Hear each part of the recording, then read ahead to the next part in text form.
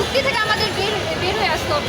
আমাদের দেশ, আমাদের সমাজ, আমাদের রাষ্ট্র এরকমভাবে পরিচালনা করতে হবে যে যেন মেয়েরা ঘরেও নিরাপদ থাকে, বাইরেও নিরাপদ থাকে। একটা মেয়ে বাসে উঠলে তার ওই একটা মনের মধ্যে ভয়ভীতি কাজ করবে। কেন সেটা কাজ করবে? কারণ প্রশাসন তো ওইরকম নিরাপত্তা দিতে পারছে না। আমাদের প্রশাসন কি করছে তাহলে? এই যে ধর্ষণের পর ধর্ষণ হয়ে যাচ্ছে, আমরা তো কোনো সুষ্ঠু বিচার দেখতেছি না। শুধু যারা ধর্ষণের শিকার হচ্ছে সেই ধর্ষিতাদের মানসিকভাবে সমাজে ওইরকমভাবে তাদের প্রেশার ক্রিয়েট করা হচ্ছে। তারা মানসিকভাবে বিপর্যয় পরিবেশে পড়তেছে। কিন্তু যারা ধর্ষক তাদেরকে আমরা এই যাবৎকাল কোনো দৃষ্টান্তমূলক শাস্তি দিতেছি, কেন দেখবো না? গণঅভ্যুত্থানের পর তো আমরা সবাই এরকম একটা রাষ্ট্র আশা করি যেখানে সবাই মতামত দিতে পারবে, সব অন্যায়ের একটা সুন্দর বিচার হবে। কিন্তু আমরা কি এরকম কোনো দৃষ্টান্তমূলক শাস্তি কোনো কিছু দেখেছি? আমরা কি সরকারের কাছে কিছু আশা করি? এই গণঅভ্যুত্থানে সব সাধারণ জনগণ সবাই অংশগ্রহণ করছে। তাহলে এই সরকারের কাছে তো আমাদের প্রত্যাশা বেশি। কারণ কি আমরা তাকে বাছাই করি। তাহলে তার কি উচিত না যে আমাদের এই যে ধর্ষণ হচ্ছে এগুলো দৃষ্টান্তমূলক শাস্তি দেওয়া? কেন আবার সেই পুরানো সরকারি নীতি ফলো করা হচ্ছে? কেন আমরা ওইটাই দেখতেছি ধর্ষকের কোনো দৃষ্টান্তমূলক শাস্তি দেখতে পাচ্ছি? তো আমরা তো এই গণঅভ্যুত্থানের পরে এরকম কোনো কিছু আশা করি। এই কারণেই আজকে আমাদের এই সামাজিক সাংস্কৃতিক সংগঠন থেকে এই প্রতিবাদ করছি। আমার সব ভাই বোনের কাছে বোনদের কাছে এই আশা থাকবে, এই যে ধর্ষণ হচ্ছে এই ধর্ষণের প্রতিবাদে সবাই একত্রিত হোক, সবাই সোচ্চার হোক, সবাই এর প্রতিবাদ করুক। হয় যে ধর্ষণ হতেছে একটা বয়সের মধ্যেই বেশি হয়ে থাকে বা এরকম কথা শোনা যায় বা পোশাকের মধ্যে শোনা যায়। পোশাকের মধ্যে এই পোশাক পরলে ধর্ষণ হতে পারে, তুমি এই পোশাক পরলে কুদৃষ্টি দিকে যেতে পারো। আচ্ছা, আমি তাহলে প্রশ্ন করব জনসাধারণের কাছে, সবার কাছে প্রশ্ন করব যে ধর্ষণ যদি একটা পোশাকের মধ্যে একটা বয়সের মধ্যে থাকে তাহলে ছোট শিশু আসিয়ার মতো আরও ছোট আরও 2-3 বছরের শিশুদের আমরা শুনছি যে ধর্ষণ হয়েছে।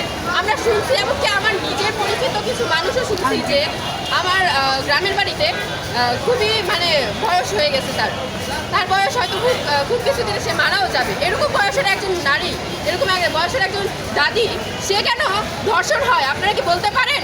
যদি বয়সের মধ্যে ধর্ষণ আটকে থাকে, যদি পোশাকের মধ্যে ধর্ষণ আটকে থাকে, তাহলে বোরকা পরা মানুষটা কেন ধর্ষণ হয়? ধর্ষণ কেন হয় ঘরের মধ্যে এসে? কেন মুরাদনগরে একটা নারীকে, একটা ছোট শিশুকে, একটা 8-এ পড়া একটা শিশুকে ঘরের মধ্যে দরজা ভেঙে ধর্ষণ করা হলো? আপনারা কি বলতে পারেন যদি একটা বয়সের মধ্যে এবং ঘরের মধ্যে ধর্ষণ না হয়ে থাকে, বাইরে ধর্ষণ হয়ে থাকে, তাহলে ঘরের মধ্যে গিয়ে কেন ধর্ষণ করতে পারে? প্রশাসন সেখানে কাজ করতে পারে না, সেখানে জনগণ কোনো কথা বলতে পারে না। যেই জায়গায় আমরা দেখি বারবার যে কোনো একটা সংখ্যার মধ্যে, কোনো একটা বয়সের মধ্যে, কোনো একটা পোশাকের মধ্যে আটকায় নেয় কোনো ধর্ষণ, তাহলে কেন বারবার বলা হয় যে ধর্ষণ এই পোশাকের জন্য হচ্ছে, এই কারণে হচ্ছে, তুমি বাইরে যাচ্ছ বলে হচ্ছে? ধর্ষণ তো বাইরে যাওয়ার কারণে হচ্ছে না, ঘরের মধ্যেও তো হচ্ছে ধর্ষণ। ভাইয়ের কাছে হচ্ছে, বোনের বাবার কাছে হচ্ছে। তাহলে ধর্ষণকে শুধুমাত্রই এই ঘরের এবং শুধুমাত্র বয়সের মধ্যে গণ্যবদ্ধ না, ধর্ষণ তো যেখানে সেখানে হচ্ছে, বাইরেও হচ্ছে, ঘরের মধ্যেও গিয়ে হচ্ছে। এমনকি আমার বললাম তো যে দাদি নানি মতো একজন বয়স্ক মানুষ, সেও যদি ধর্ষণের শিকার হয় তাহলে সে দেশে নারী কেন বলবো? আমি তো বলবো পুরুষও ধর্ষণের শিকার হবে, সেরকম নৃশংস মানুষদের হাতে, সেরকম জালিম মানুষদের হাতে, সেরকম বাজে মানুষদের হাতে কে না ধর্ষণ হবে? তাহলে কে না এতটা অত্যাচার কে না পাবে? আপনারা সবাই জাগুন ভাই বোন। আমি বলছি এই ধর্ষণ শুধুমাত্র একটা জাতির না, শুধুমাত্র নারীর জন্য না, প্রত্যেকটা পুরুষের, প্রত্যেকটা নারীর, প্রত্যেকটা জাতি, প্রত্যেকটা লিঙ্গের, প্রত্যেকটা মানুষের জন্য। কারণ মানুষকে নিয়ে বাঁচতে হবে। সেখানে মানুষই যদি মানুষের জান কবজ করার একজন মানুষ হয়ে থাকে, তাহলে সে সমাজ, সেই সরকার বা সেই বাঁচার প্রয়োজন নেই। আমাদের এইখানেই মনে হয় জন্মের আগেই আমাদেরকে শেষ করে দেওয়া উচিত। এই সমাজে এই পরিবার বা এই সরকার আমাদের এখানেই শেষ করে দিই। কারণ এই সরকার তো আমাদেরকে চায় না যে একটা সুষ্ঠু সমাজ হোক, একটা সুষ্ঠু জীবন গড়ে উঠুক। প্রত্যেকটা মানুষ আতঙ্কে কেন বাঁচবে? কেন বাঁচবে তার বোনকে নিয়ে আতঙ্কে? কেন বাঁচবে নিজেকে নিয়ে আতঙ্কে? কেন বাঁচবে নিজের মায়ের মতো বয়সী মাকে নিয়ে আতঙ্কে? কেন ওই যে আমরা শুনলাম এখন বাসের মধ্যে একটা নারীকে এইভাবে ধর্ষণ করা হলো 52 থেকে আরো বেশি মানুষের সামনে। কেন হলো? সেখানে কি 52টা মানুষ কিছুই করতে পারলো না? এতগুলো মানুষ দাঁড়িয়ে থেকে শুধু দেখলো ভয়ে আতঙ্কে। আচ্ছা, সেখানে যদি আপনাকে কিছু করা হতো, আপনি কি নিজেকে বাঁচাতে চাইতেন না? তাহলে আপনি ভেবেই নিন না, যেখানে করা হচ্ছে ধর্ষণ, সেখানে আপনি একজন ধর্ষণ। তাহলে আপনি কেন নিজেকে বাঁচানোর জন্য হলেও তাকে আটকালেন না? সেই জায়গায় দাঁড়িয়েও আপনারা কিছু করতে পারেন না। আমরা এই যে দাঁড়াচ্ছি, হয়তো কাউকে আমরা দেখতে পাচ্ছি না আমাদের পাশে। হ্যাঁ, আপনারা অনেকের কথা শুনছেন, কয়জন আবার দাঁড়াবেন, কয়জন ভাববেন যে হ্যাঁ, এই বিষয়টা নিয়ে আসলেই দাঁড়ানো উচিত। আপনার ঘরের একটা মেয়ে বা ঘরের ছেলে যদি বাইরে আসতে চায়, বলতে চায় যে এই বিষয়টা নিয়ে আমাদের দাঁড়ানো উচিত, বলবেন যে না, এখানে যেও না, কারণ তোমার প্রাণের হাতে হতে পারে।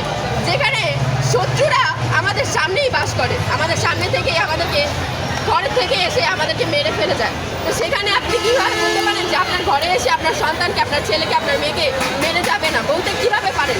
কীভাবে পারেন আপনার ছেলে মেয়ে সুরক্ষিত? কীভাবে বলতে পারেন আপনি সুরক্ষিত? কীভাবে বলতে পারেন আপনার ঘরের বৃদ্ধ মানুষটি সুরক্ষিত?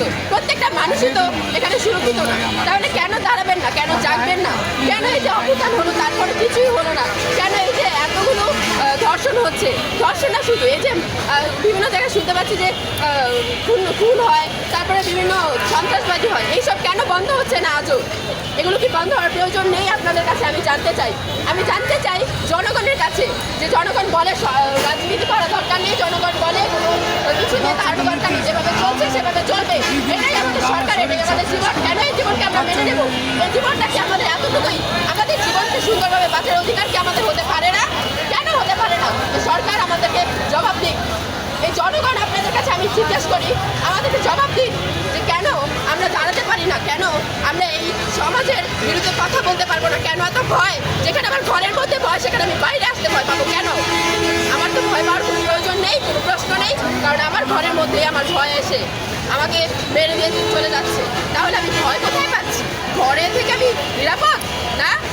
ঘরে থেকেও তো আমি নিরাপদ না। আমি তো বাসে একটা জার্নি করতে গিয়ে নিরাপদ না, এমনকি স্বামীর সঙ্গে স্ত্রীর নিরাপদ না। স্বামীর সাথে স্ত্রী যাচ্ছে, সেখানেই ধর্ষণ হচ্ছে।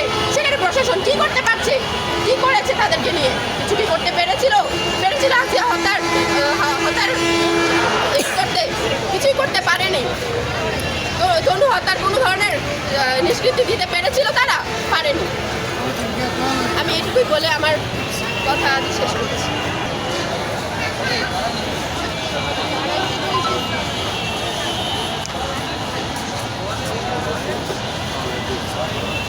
Thank you.